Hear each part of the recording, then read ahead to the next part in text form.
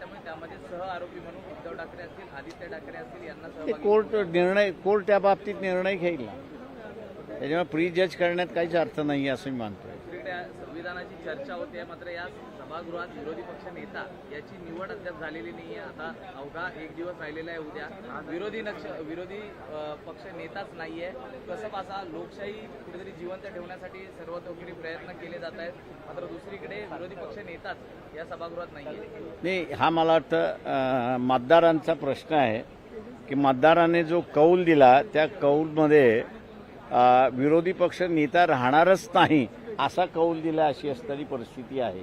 कारण तुमच्याकडे जोपर्यंत कुठल्याही राजकीय पक्षाकडे जोपर्यंत एवढे मिनिमम आमदार नाहीत तोपर्यंत विरोधी पक्ष नेतेपद त्या पक्षाला मिळत नाही अशी असणारी परिस्थिती आहे.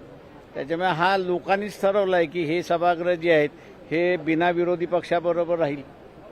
त्याच्यामुळे लोकांचा निर्णय आपण मान्य केला पाहिजे असं मी त्या ठिकाणी मानतोय. भास्कर जाधवांनी पत्र दिलेलं आहे अध्यक्षांना या संदर्भात की निवड व्हावी, ते अपेक्षा ठेवून आहे अजूनही की निवड होईल म्हणून शेवटच्या दिवसामध्ये. ते शेवटी माझ्यानंतर नियम सभागृह हे नियमाप्रमाणे चालतं आणि नियमामध्ये असताना तुमच्याकडे महाराष्ट्राच्या विधानसभेमधलं असताना परिषदेमधलं म्हणजे तुमच्याकडे अमुक एवढे आमदार असतील तरच तुम्हाला विरोधी पक्ष नेतेपद मिळतं, नाही तर मिळत नाही. तर तो नियम जोपर्यंत बदलत नाही तोपर्यंत असणारा विरोधी पक्ष येणार नाही अशी परिस्थिती आहे. तेव्हा मागणी ही केली पाहिजे की तो नियम बदला.